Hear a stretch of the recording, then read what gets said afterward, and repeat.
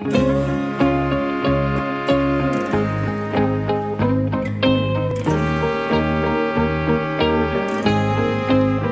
Mam, selamat siang. Assalamualaikum warahmatullahi wabarakatuh. Kita kembali lagi di live Instagram Mother and Baby Indonesia. Bagaimana kemarin akhir pekannya? Berkumpul bersama si kecil, bermain bersama si kecil ya. Bareng-barengan sama keluarga. Pasti ini moms banyak yang akhirnya bermain, terus abis itu ada yang aduh aku capek, anak aku nggak bisa diem. Waduh. Dan tentunya banyak sekali yang moms rasakan selama akhir pekan kemarin saat bermain bersama si kecil. Nah, hari ini live Instagram kita kembali lagi tentunya di Mother and Baby Indonesia, di mana hari ini kita akan membahas tentang mendampingi tumbuh kembang anak ADHD ya. Membesarkan anak berkebutuhan khusus memang kita tahu ini bukan hal yang mudah. Tidak terkecuali anak dengan kondisi attention deficit hyperactive disorder atau yang lebih dikenal dengan ADHD. Nah, buat moms yang mungkin nanti juga mau bertanya seputar topik kita atau tema kita hari ini mendampingi tumbuh kembang anak ADHD, moms boleh tinggalkan di kolom komen pertanyaannya. Nanti akan kita pilih 3 pertanyaan terbaik yang akan mendapatkan Kindyland dari Mother and Baby. Hari ini kita akan ngobrol-ngobrol sama Mbak Vera Itabiliana Hadiwijoyo SPSI PSI dari Lembaga Psikologi Terapan UI. Coba kita lihat apakah Mbak Vera sudah bergabung bersama kita. Ya, Mbak Vera, sebentar ya moms ya. Sambil moms, sudah hadir. Ya, Mbak Vera. Jangan lupa ya pertanyaannya langsung ditinggalkan di kolom komen, nanti akan langsung dijawab oleh Mbak Vera. Tentunya ini, wow, udah langsung bergabung. Hai Mbak Vera, apa kabar Mbak? Hai, halo Bagi, baik, kabar baik. Lama Sehat. kita tidak berjumpa ya Mbak Vera ya. Iya, terakhir Ya. sebelum pandemi lah ya. Betul, sebelum pandemi kita berjumpa. Nah, hari ini kita berjumpanya seperti kebanyakan orang-orang zaman sekarang virtual ya Mbak ya. Iya, benar, virtual deh. Gitu. Nah, hari ini kita akan membahas bersama dengan Mbak Vera tentang mendampingi tumbuh kembang anak ADHD. Nah, Mbak Vera, mungkin kita harus tahu dulu ADHD itu ciri anak ADHD itu apa? Tadi kan kita udah menjelaskan kepada para moms, tentunya ADHD adalah Attention Deficit Hyperactive Disorder. Nah, ciri-cirinya apa sih Mbak? Kita bisa mengatakan bahwa anak ini masuk dalam kategori ADHD. Oke. Seringkali kan karena ada kata, kan tadi kepanjangannya sama Mbak Anggi udah dijelasin ya, Attention Deficit Hyperactivity Disorder. Nah, karena ada kata hyperactivity-nya, seringkali orang cepet banget tuh bilang nge-labeling anak yang nggak bisa diem, langsung dibilang, oh ini anaknya hiperaktif nih, Hiperaktif, ini ADHD nih, gitu. Padahal tidak semudah itu. Jadi ciri-cirinya tuh ada banyak hal sebenarnya. Jadi memang yang paling kelihatan memang dia nggak bisa diem. Ya, jadi kayak baterainya nyala terus gitu. Baterainya terus gitu. Diemnya cuma pas lagi tidur sama pas lagi, biasanya kalau lagi pegang gadget itu dia baru diem, baru anteng. Gitu. Nah, terus ciri-ciri yang lain tuh dia sulit untuk mengorganisasi sesuatu. Jadi tugas berantakan, sering lupa, terus barang-barang sering hilang. Jadi kalau misalnya udah sekolah nih, setiap hari pasti ada aja barangnya hilang. Hari ini penghapus, besok pensil gitu ya, besok lagi tempat minum, besoknya lagi apa pasti ada barang yang hilang gitu ya. Jadi kalau di sekolah tuh ada lost and found tuh ada satu nama anak yang dia lagi gitu. Yang ketinggalan atau kehilangan barang-barangnya gitu. Barang-barangnya. Terus juga ketika misalnya sedang belajar gitu ya, sedang dia diharapkan duduk tenang tuh biasanya ini nggak bisa diem. Istilah fidgeting, gelisah gitu. Jadi sebenarnya ADHD itu kalau dilihat dari ciri-cirinya itu ada 3 tipe. Satu inattention type ya, tipe inattensi. Jadi anak ini mungkin nggak terlalu aktif, dia bisa duduk tenang, tapi pikirannya kemana-mana. Jadi suka kelihatannya bengong, lamun, yang kayak gitu. Nanti ditanya tadi apa, nggak tahu gitu. Jadi daydreaming itu juga salah satu bentuk ADHD. Jadi anaknya nggak selalu hiperaktif. Ada yang hyperactivity type.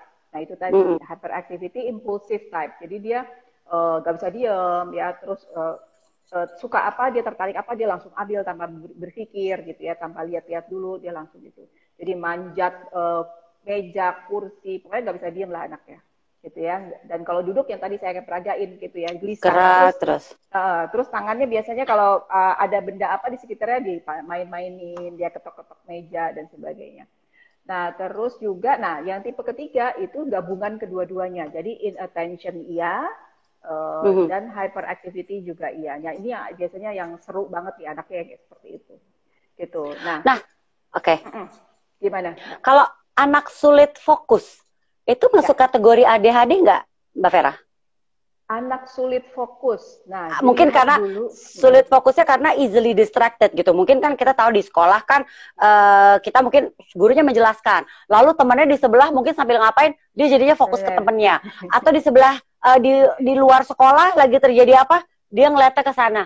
Nah itu tuh apakah masuk dalam kategori ADHD juga atau salah satu ciri-ciri ADHD?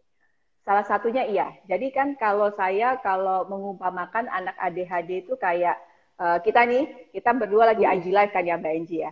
Gitu. Tapi kan di sekitar kita juga banyak hal yang terjadi, banyak suara-suara lain kan. Ada suara AC, kalau saya di sini ada suara burung, ada suara anak saya masih belajar online di atas gitu. Tapi saya bisa fokuskan, saya mau ngobrol sama Mbak Enji di IG live gitu ya. Kita bisa tuh memilah gitu. Nah, tapi kalau untuk anak ADHD, semua suara, semua gerakan, semua gambar itu datang dengan intensitas yang sama. Jadi dia sulit tuh untuk memilah mau yang mana dulu, karena semua dia mau touch, semua dia mau perhatiin gitu. Makanya itu terjadi easily distract. Tapi itu hanya salah satu ciri dari anak ADHD. Kita mesti lihat. Jadi kalau untuk penegakan diagnosanya, kami para psikolog tuh ada kriterianya harus berapa, terus ada syarat-syaratnya. Ada sejumlah kriteria yang harus muncul, terus ini harus berlangsung lebih dari 6 bulan, dan harus terjadi di lebih dari satu tempat. Jadi misalnya di rumah begitu, ya di sekolah begitu juga. Gitu. Oke. Nah, jadi yang membedakan, tadi berarti sudah sedikit banyak terjawab apa yang membedakan anak ADHD dengan hiperaktif. Mungkin kalau hiperaktif hanya sebatas mungkin dia nggak bisa diam gitu, tapi mungkin ada momen-momen di mana dia masih bisa diam gitu. Kalau ADHD itu kan rata-rata memang duduk aja juga nggak bisa diam gitu kan. Nah, ada satu hal lagi yang membedakan sebenarnya. Nah, untuk anak yang non ADHD sebaiknya sih kita hindarkan istilah hiperaktif ya. Kita biasanya pakai kata-kata anaknya sangat aktif gitu.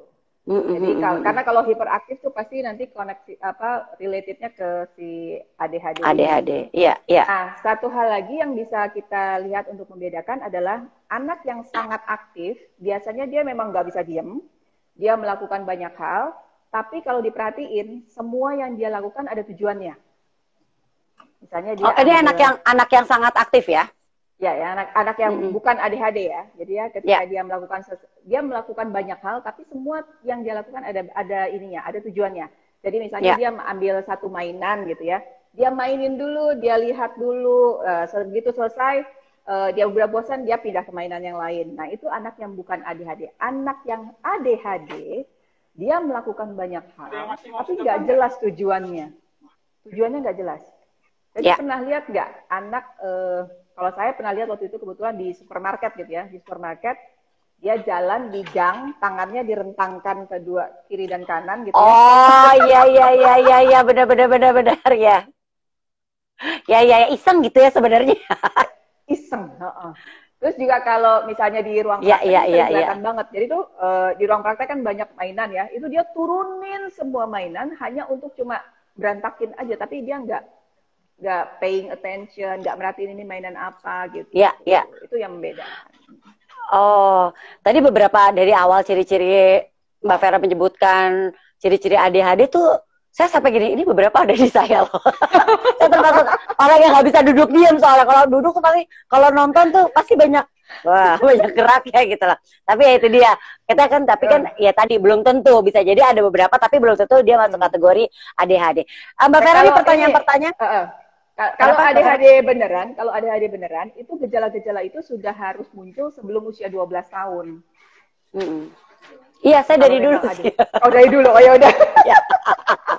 Nah, tapi berarti aku Baiklah. pengen tahu dulu. Tadi sempat disebutkan sama Mbak Vera adalah anak yang mungkin tidak bisa duduk diam, banyak bergerak. Ini masuk ke anak kinestetik itu kan juga seperti itu tapi Mbak Vera. Ya. Nah itu yang membedakan, ya, harus dibedain juga, gitu ya. Ya. Aku tuh pernah lihat di satu kelas, ini agak susah nih meragain ya, mesti diperagain ya. Di satu kelas ada anak dia mengerjakan tugas mewarnai di atas meja, gitu ya, sambil dia tengkurap di atas meja, terus kakinya, ini meja berkaki tinggi ya, dia tengkurap, terus kakinya itu di atas kursi, dan kursinya tuh cuma satu kaki yang ada di lantai. Jadi bisa ngebayangin nggak? Jadi itu ibunya pasti jerit ya. Ini kejadian di sekolah, Oh, gitu. Jadi oke. gurunya sengaja dia gurunya sengaja dibiarkan dulu, supaya saya bisa lihat, gitu ya. Tapi dia selesai tugasnya. Nah, ini anak kinestetik. Gitu. Oh, itu bedanya lagi ya. Jadi dia bergerak, tapi apa yang dia lakukan itu selesai. Kalau anak ADHD, ya tujuannya nggak jelas, ya tentu saja nggak selesai jadinya, gitu. Itu bisa dibilang cara dia belajar adalah seperti itu ya, Mbak Vera ya? Ya, anak kinestetik kan perlu bergerak banyak kan ya, biar supaya betul. dia bisa masuk. Mbak Vera, di pertanyaan-pertanyaan sudah mulai masuk. Saya mulai bacakan ya Mbak Vera, sambil saya juga kembali informasikan. Selamat datang buat Moms yang baru aja bergabung. Mbak Vera Itabiliana, psikolog kita, sedang membahas tentang permasalahan mendampingi tumbuh kembang anak ADHD. Moms yang punya pertanyaan, nanti ada 3 pertanyaan terbaik yang akan kita pilih untuk mendapatkan hadiah istimewa dari Mother and Baby. Ini pertanyaan pertama dari sak_1515. Jadi bagaimana cara bijak untuk memberitahu anak agar tidak terkesan dia dimarahin sama orang tua? Wah, ini sebenarnya beda lagi nih pertanyaan. Oke, kita lanjut ke berikutnya. Dari Santi Nur Hidayati. Penyebab ADHD itu apa? Oke. Nah, ini sering kali ditanyakan sih ya, penyebabnya apa sih Mbak, apa sih Bu, gitu. Kalau saya sendiri sebenarnya kalau di tempat praktek agak menghindari itu membahas penyebab, karena ujung-ujungnya pasti orang tuanya merasa bersalah. Aduh, iya saya salah ini. Karena kalau udah guilty feeling, agak susah tuh diajak. Ayo maju gitu kan. Ayo maju gitu ya. Tapi memang penelitian, itu ya, beberapa penelitian mengatakan ada beberapa faktor. Jadi kita nggak bisa menentukan salah satu faktornya aja, gitu ya, sebagai penyebab. Ada yang bilang memang ada ADHD ini kan termasuk salah satu gangguan yang disebut pervasive disorder. Jadi pervasive itu artinya adalah memang sudah dari dalam kandungan, memang terjadi sesuatu yang adanya disorder ini, gitu ya. Terus juga ada penelitian yang bilang mungkin ada faktor keturunan, gitu ya, herediter, gitu. Memang dari beberapa, tapi perlu dipastikan lagi. Cuma dari beberapa kasus yang datang ke saya, seringkali tuh orang tuanya juga ngomong, iya saya dulu begitu, gitu. Oh iya dulu omnya begitu, gitu ya. Terus jadi ada faktor-faktor, ada riwayat yang sama di dalam keluarga, gitu. Tapi belum pasti ya, belum menentukan. Belum tentu seperti itu juga, belum tentu pasti. Itu harus tentunya kita tahu lebih dalam lagi ya, Mbak Vera ya. Ini betul. Pas sekali dengan pertanyaan, sebentar ya Mbak Vera ya, ada pertanyaan, terapi seperti apa ya yang paling recommended untuk anak ADHD? Dari Venita _ Oke, terapinya banyak macamnya. Yang jelas penanganan anak ADHD itu adalah penanganannya harus komprehensif. Jadi melibatkan banyak orang, melibatkan semua pihak ya. Baik dari sisi medis ada klinik tumbuh kembangnya. Biasanya kalau kita datang ke klinik tumbuh kembang tuh ada dokter anaknya, ada neurolognya, ada terapis, ada psikolog anaknya. Dan juga bekerja sama dengan pihak sekolah. Nah, kalau ditanya dengan jenis-jenis terapinya, biasanya anak ADHD itu terapinya nama-namanya adalah terapi okupasi, gitu ya. Okupasi itu penekanannya untuk selain juga meningkatkan fokusnya dia, tapi juga ke motorik. Karena seringkali anak-anak ADHD ini motoriknya jelek, terus nulisnya lambat. Oh gitu. Nulisnya lambat, gitu ya. Dan mereka biasanya ada juga yang penguasaan calisthungnya agak lama, gitu ya, karena dia males latihan. Jadi memang salah satu cirinya anak ADHD itu dia agak menghindari aktivitas yang harus usaha mentalnya tuh besar gitu ya. Kayak menulis kan dia harus benar-benar tekun melihat. Ya, ya, ya, ya. Itu menyimak, mendengarkan guru menjelaskan itu kan usaha mentalnya harus besar gitu ya. Jadi dia Betul. nggak tahan tuh, nggak tahan itu kayak gitu. Ya, ini kita lanjut ya Mbak Vera ya. Pertanyaan selanjutnya dari Ojana nih. Ojana bilang gini, apakah ada makanan yang lebih memicu anak ADHD menjadi lebih aktif? Nah, apa yang harus dihindari? Ini Ojana juga bilang, kalau di zaman dulu soalnya kan tidak ada istilah ADHD. Apakah pemicunya emang dari makanan? Bisa jadi ya, bisa jadi dari makanan, bisa jadi dari polusi. Itu penelitian-penelitian masih banyak yang memastikan hal apa sih yang penyebab. Tapi kalau saya ditanya multifaktor sih sebenarnya, faktornya ada banyak. Nah terus tadi kalau ditanya ada makanan khusus nggak yang harus dihindari, nah ini harus dikonsultasikan ke dokter gizi ya, ke dokter gizi anak. Juga ke dokter alergi biasanya untuk tahu anak ini ada alergennya nggak gitu. Ada sebagian anak ADHD yang memang pantang makanan tertentu, tapi ada juga yang enggak. Jadi setiap kasus ADHD bisa beda-beda sih. Jadi unik setiap kasus itu. Gitu. Nah, Mbak Vera, kita tuh mulai bisa mengetahui bahwa anak kita ADHD atau enggak tuh di usia berapa? Karena kan pasti kalau di awal-awal kan mungkin kita hanya melihat mungkin oh dia anak yang aktif gitu kan. Ya. Mungkin belum terpikir sama para orang tua, para moms bahwa anaknya ADHD. Setelah mungkin melalui proses sekolah, biasanya mungkin baru terlihat. Tapi sebenarnya sudah mulai bisa terlihat dari anak usia berapa? Oke. Nah, biasanya kalau saya, yang jelas kan gejala-gejalanya yang tadi kita bahas beberapa, itu munculnya sebelum usia 12 tahun. Ya kan? Nah, kalau misalnya masih usia di bawah 3 tahun, jadi umur 1 tahun, umur 2 tahun, 3 tahun, itu kita agak sulit untuk bilang dia ada ADHD. Karena usia itu masih usia yang anak mobilitasnya tinggi, masih nggak bisa eksplor gitu ya. Jadi biasanya memang di atas 3 tahun kita lihatnya. Begitu sudah lewat 3 tahun, kok masih begitu, masih muter, masih nggak bisa diam, masih sulit fokus. Nah itu kita jajaki apakah kemungkinannya ADHD apa enggak. Tapi seringkali banyak ketahuannya begitu memang sekolah si anaknya. Begitu sekolah, kan ada tuntutan dia harus diam, harus duduk gitu ya. Harus memperhatikan, menyimak, mengikuti instruksi. Nah, di situ biasanya baru terlihat gitu. Oke, bahwa dia ADHD atau tidak. Nah, berarti ini ngomongin soal sekolah. Ini ada pertanyaan dari salah satu moms, Wita. Wita bilang, apakah jenis sekolah paling pas untuk anak ADHD? Apakah anak ADHD bisa menempuh pendidikan di sekolah konvensional? Bisa, jadi ya tergantung kondisinya. Jadi kalau misalnya mau menyekolahkan anak seperti anak yang lainnya gitu ya, kan kita juga pilih-pilih yang sesuai untuk anak sekolahnya seperti apa. Sebaiknya dikonsultasikan untuk lihat kondisi anak dengan ADHD ini seperti apa. Jadi pilihannya tuh ada 3. Satu, ada sekolah umum namanya, gitu ya, sekolah umum dalam arti jadi dia belajar dengan materi ajar dengan kurikulum yang sama dengan anak yang lainnya dan perlakuannya juga sama dengan anak lainnya. Jadi dia duduk bersama dengan anak-anak gitu. Nah ini biasanya kita sebutnya yang anak-anak high functioning. Jadi dia sudah mandiri, dia sudah bisa, walaupun dia anak ADHD ya gitu ya. Jadi dia sudah bisa regulasi dirinya lebih baik lah gitu. Nah terus yang pilihan kedua itu adalah namanya sekolah inklusi. Tapi tahu saya sih semua sekolah sekarang harus inklusi kan ya. Jadi sekolah umum pun harus sifatnya inklusi. Nah sekolah inklusi ini memberikan kesempatan si anak untuk misalnya belajar dengan pendampingan guru khusus gitu ya. Seringkali kan karena mereka nggak bisa diem ya, nggak betah kemana, jadi harus ada satu orang guru pendamping yang tarik lagi mereka untuk duduk gitu ya, bantu lagi mereka untuk mengerjakan tugas-tugas gitu. Nah sekolah inklusi memungkinkan hal itu, termasuk juga kalau misalnya dibutuhkan IP itu Individual Education Plan. Kalau misalnya si anak ini perlu materinya, kurikulumnya nggak bisa disamain dulu sama teman-temannya lain, jadi dia khusus dulu. Nah itu ada IP namanya, itu sekolah inklusi. Nah kalau misalnya memang parah sekali, dia sulit sekali, pilihan yang ketiga ada namanya sekolah khusus. Nah itu memang sekolah yang memang khusus menangani anak-anak dengan berkebutuhan khusus gitu. Jadi ada satu lagi homeschooling mungkin ya. Jadi homeschooling betul-betul. Tergantung bagaimana kondisi si anaknya.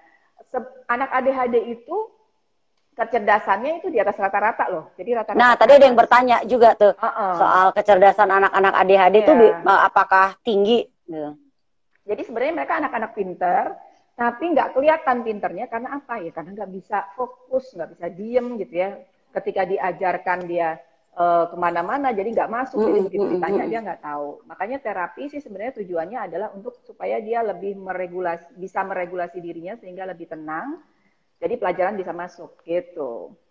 Jadi bisa diambil kesimpulan kalau anak ADHD itu masuk di sekolah yang benar, dapat pembelajaran cara belajar yang benar, mendapatkan terapi yang benar, dan dukungan orang tua dan keluarga juga pas dan sesuai, itu mereka bisa jadi anak yang jenius ya sebenarnya Mbak Vera ya? Ada yang jadi dokter. Tuh, ya. Nah, Bisa kok, bisa ada yang jadi dokter, bisa seperti orang lain ya, bisa jadi dokter juga, dokter tuh bisa wow, juga iya. gitu. Asalkan mereka itu diajarkan bagaimana memanage dirinya sendiri dan mereka sadar. Kadang-kadang kalau kita ketemu orang dewasa dengan ADHD gitu ya, dia bisa bilang ini saya ADHD nih gitu, terus saya harus bikin catatan kalau enggak saya lupa. Nah itu dia salah satu skill yang kita ajarkan melalui terapi-terapi tadi dan dukungan keluarga gitu. benar-benar. Ya, dan apalagi kalau itu dari kecil akan lebih baik. Jadi mereka bisa udah tahu Ya, kontrol dirinya, udah tahu betul. bagaimana istilahnya tuh saya harus apa ya, melakukan langkah apa yang harus saya lakukan gitu kan. Benar. Wow. Jadi sebenarnya nggak moms tuh nggak perlu khawatir juga kalau tadi mendengar ada beberapa ini anak saya ADHD nih. Tapi jadi sebenarnya nggak perlu khawatir juga ya. Iya, jadi banyak sih memang yang khawatir, aduh kalau anak ADHD itu nggak bisa apa-apa, justru mereka banyak bisanya Iya gitu ya. banyak bisanya benar-benar. Betul. Gitu. Oke, nah ini ada pertanyaan dari Katelin Legita. Mbak, saya punya pertanyaan. Anak saya didiagnosis ADHD, sudah ke psikiater dan harus minum obat.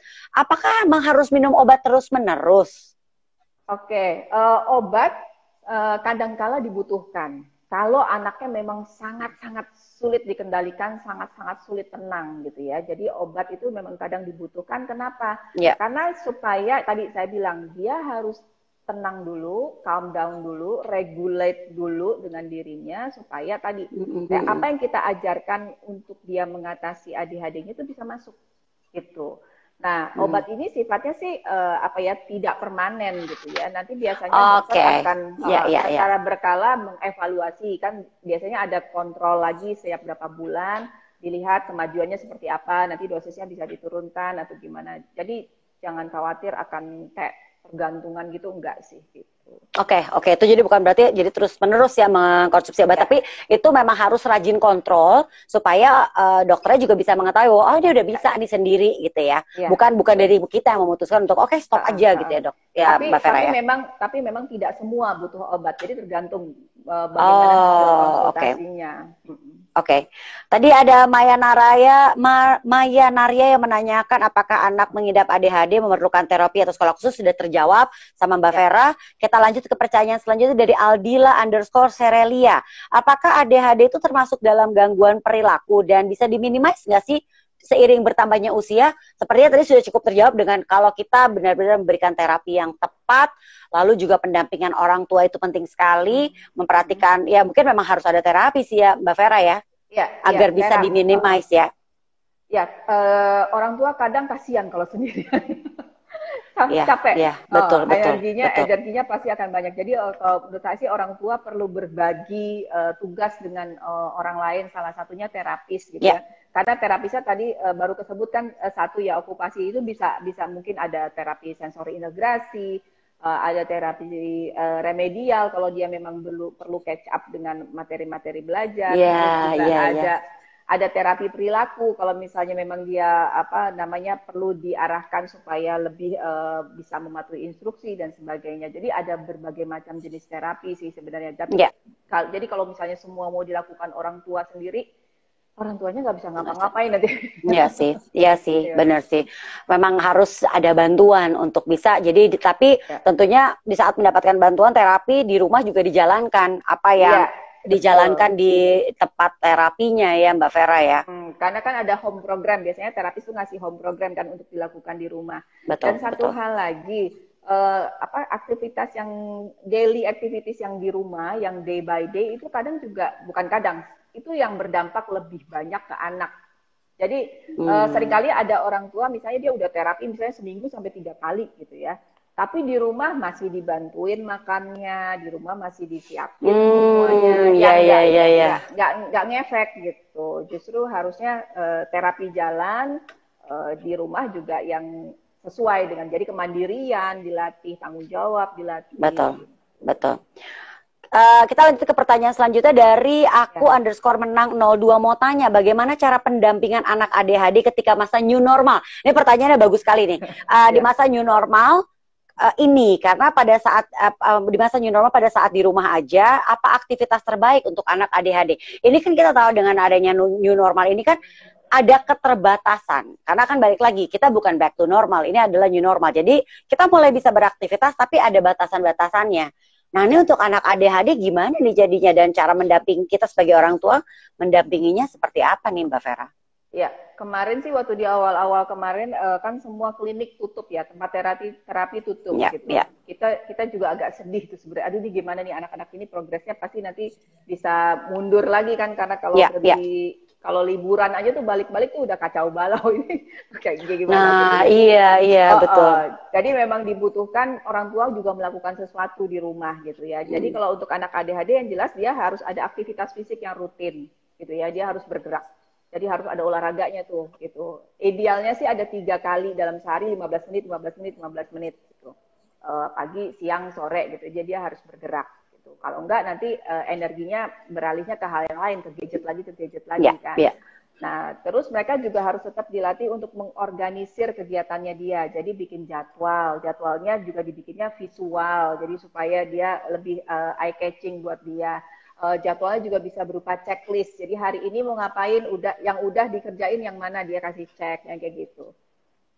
Jadi ya seperti itu yang harus dijalani sih gitu. Ya, itu yang bisa kita lakukan ya.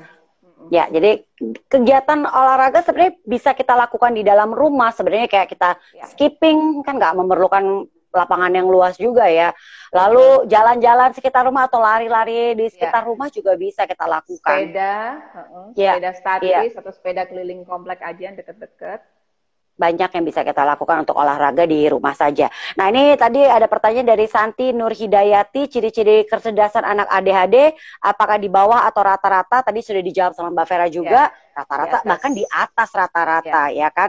Nah ini ada pertanyaan mungkin baru bergabung dari Syahrul Adrian. Berarti anak ADHD dapat menyebabkan masalah dengan fokus ya Mbak? ADHD menyebabkan masalah fokus emang yang terganggu fokus. Fokusnya. Oke. Ini ada Sinta Denoviani. Anak saya kalau nggak suka sesuatu tuh dia nggak akan fokus. Misalnya dia nggak suka tulis-tulis. Dia kalau lagi disuruh tulis-tulis nggak fokus. Usianya 4,5 tahun. Apakah itu bisa jadi ADHD?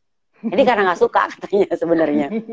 Umurnya masih 4,5. Iya. Ya, pas kamu masih main-main aja kali ya. Gini, untuk belajar nulis, membaca, berhitung itu anak baru lebih mudah tuh di usia 5 sampai 6. Jadi kalau masih 4 tahunan ya memang dia belum aja gitu. Jadi belum bisa dibilang ADHD. Oke, itu yang berarti ya emang gak suka aja ya kan, bisa jadi mungkin dia lebih menyukai kegiatan fisik gitu kan, berolahraga bisa jadi kan ya Mbak Vera ya. Iya, masih suka lompat-lompatan, lari-lari gitu. Betul, ini ada pertanyaan dari Ade Wayne S. Apakah ADHD, sebentar ya, apakah ADHD gejalanya sama dengan tantrum? Mungkin ini kali ingin tahu gejala-gejala awalnya.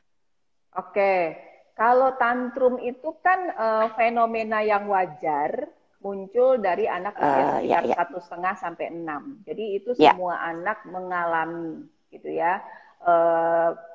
Itu suatu fenomena wajar, tapi kalau didiamkan ya memang bisa terbawa sampai ke dewasa. Jadi harus ada perlakuan tepat juga. Tapi jadi tantrum itu tidak bisa dibilang sebagai gangguan karena itu memang fenomena wajar ya. Anak belajar mengekspresikan emosinya. Nah kalau ADHD beda lagi gitu ya. Anak ADHD juga bisa tantrum gitu.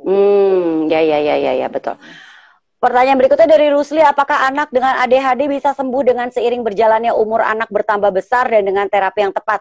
Nah, sebenarnya mungkin tadi Mbak Vera sudah menjawab, dengan terapi yang tepat mereka bisa menjadi orang-orang, bisa istilah tuh potensinya keluar menjadi orang-orang yang memiliki prestasi yang luar biasa, bahkan ada yang jadi dokter, ada yang jadi doktor gitu kan. Tapi kalau pertanyaan bisa sembuhnya, bisa nggak ya Mbak Vera?